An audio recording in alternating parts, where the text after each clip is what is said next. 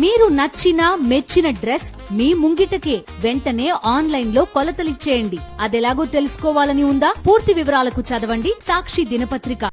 కాకినాడ జిల్లాలో ఏలేరు వరద ప్రవాహంతో పలు లోతట్టు ప్రాంతాలు పంట చేలు నీట మునుగుతున్నాయి. ప్రాజెక్టు నుంచి 21,775 క్యూసెక్కుల నీటిని దిగువకు వదులుతున్నారు. దీంతో కిర్లంపూడి మండలం రాజుపాలెం, పిఠాపురం మండలం రాపర్తి వద్ద ఏలేరు కాల్వకు గండ్లు పడ్డాయి. మరోవైపు కోటనందూరు వద్ద వెదుళ్లగడ్డ వాగు పొంగడంతో తుని నర్సీపట్నం రహదారిపై వాహనాల రాకపోకలను అధికారులు నిలిపివేశారు. కాకినాడ జిల్లాలో ఏలేరు ప్రాజెక్టుకు వరద ఉధృతి అంతకంతకు పెరుగుతోంది. ప్రస్తుతం ప్రాజెక్టుకు 45,019 క్యూసెక్కుల వరద వచ్చి చేరుతుండగా అవుట్ఫ్లో 21,775 క్యూసెక్కులుగా ఉంది. ఏలేశ్వరం అప్పన్నపాలెం వద్ద ఉధృతంగా ప్రవహిస్తోంది. కాండ్రకోట వద్ద తాత్కాలిక వంతెన కొట్టుకుపోయింది. ఏలేరు కాల్వకు గండిపడ్డంతో పలుచోట్ల పంటలు నీట మునిగాయి. ఏలేరు కాల్వ ఉగ్రరూపానికి సంబంధించి మరిన్ని వివరాలు మా ప్రతినిధి రాజు అందిస్తారు.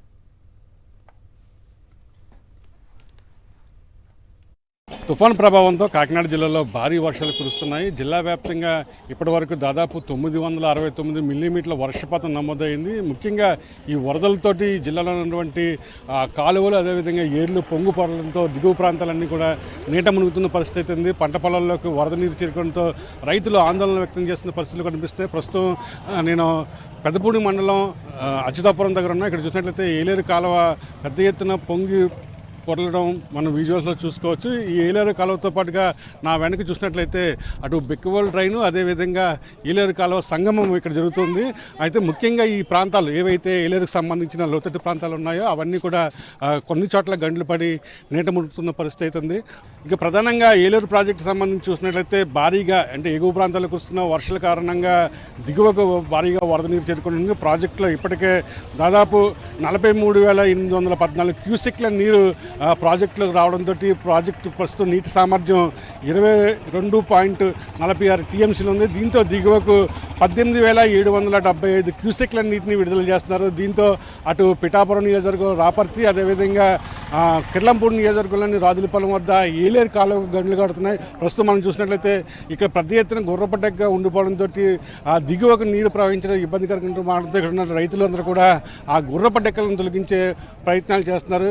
ఇక ముఖ్యంగా చూసినట్లయితే ఈ రాపర్తి రాజుపాలెం వద్ద గండు పడడంతో దిగువన ఉన్నటువంటి పంట పొలాల్లోకి వరద నీరు చేరుకుంటుంది. అదేవిధంగా ఆయా కాలనీల్లో కూడా వరద నీరు చేరుకోవడంతో అధికారులు అక్కడ ప్రజలు అప్రమత్తం చేశారు. గండ్లను ఇసుకతో బస్తాలతో పూడ్చే కార్యక్రమాన్ని కూడా మొదలుపెట్టిన పరిస్థితి అయితే ఉంది. ఇక ముఖ్యంగా ఇటు పంపాకు సంబంధించి చూసినట్లయితే కూడా పెద్ద ఎత్తున పంపాకు కూడా వరద నీరు చేరుతుంది. ఇన్ఫ్లో 4,000 క్యూసెక్లు కాగా అవుట్ఫ్లో 3,000 క్యూసెక్లు పంపాకు సంబంధించి ఉంది. దీంతోపాటుగా అటు ఏదైతే తుని నర్సీపట్నం సంబంధించిన రహదారికి కూడా నీట మునిగిన పరిస్థితి అయితే ఉంది. దీంతో వాహనాల రాకపోకలను అంటే ప్రధానంగా వెదుళ్ళగడ్డ వాగు పొంగడంతో కోటనందు మండలంలో తుని నర్సీపట్నం రహదారిని కూడా అధికారులు వాహనాల రాకపోకలని అనుమతించట్లేదు. ఇక ముఖ్యంగా ఏదైతే ఈ వరదలకు సంబంధించి డిప్యూటీ సీఎం పవన్ కళ్యాణ్ ఇవాళ కలెక్టరేట్లో సమీక్షిస్తున్నారో అయితే ఇంతవరకు అయితే పవన్ కళ్యాణ్ రాని పరిస్థితి ఉంది.